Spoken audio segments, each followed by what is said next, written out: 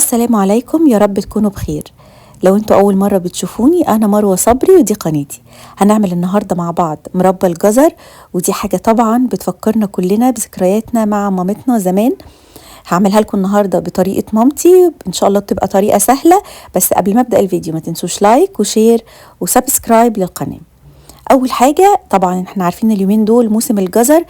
اليومين دول بيبقى طعمه مسكر جدا، وليه قرشه كده مش بتبقى موجوده في الجزر بتاع طول السنه. بجيب دول كانوا حوالي 2 كيلو، جبتهم غسلتهم طبعا كويس جدا جدا، وهبدا اقشرهم كلهم بالقشاره زي ما انتم شايفين. بنشيل القشره الخفيفه اللي هي من بره، وبنقشر الكميه كلها مره واحده علشان تبقى سهله علينا.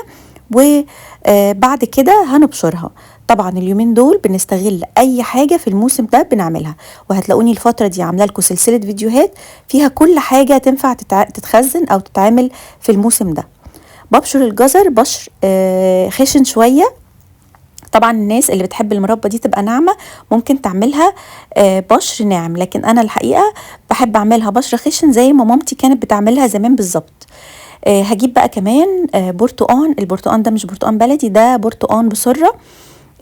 ما حبيتش اقشره واحطه، لا انا بعصره بالعصاره، وباخد التفل بتاعه عشان بيبقى من غير بذر، بحطه على الجزر، وباخد عصير البرتقان كمان احطه. ال2 كيلو جزر حطيت عليهم 4 برتقانات، وحطيت عليهم كيلو من السكر. طيب ليه كيلو بس من السكر؟ انا مش بحب المربى تبقى مسكره قوي، كمان بعتمد على السكر اللي في الجزر، لان زي ما انتوا عارفين الجزر اليومين دول فعلا بيبقى مسكر جدا.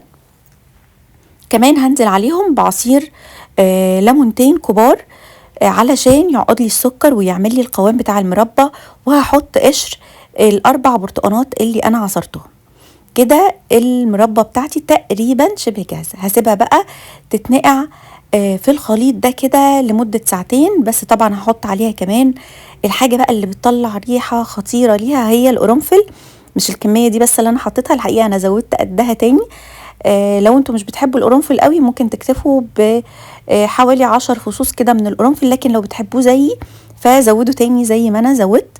بيديها طعم خطير، يعني انا بحب كل معلقه كده اخدها يبقى فيها 1 قرنفل.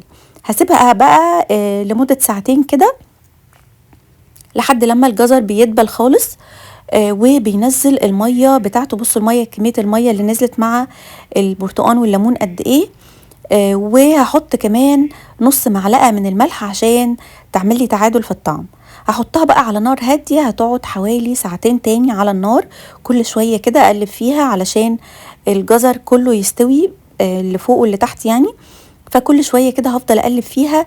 هنلاحظ ان لونها كده بقى شويه شفاف ودبلت شويه، وكل الميه او السوائل اللي فيها اختفت، وكمان القوام بتاعها بقى تقيل والسكر كده اتعقد منها. شايفين هي كده خلصت طبعا وهي على البوتاجاز لسه او على النار. انا اخدت منها كلتها وهي سخنه، مش هستنى لما تبرد. حطيتها بقى في برطمانات اكون عامله فيها ميه سخنه، يعني برطمانات معقمه ومتنشفه كويس جدا.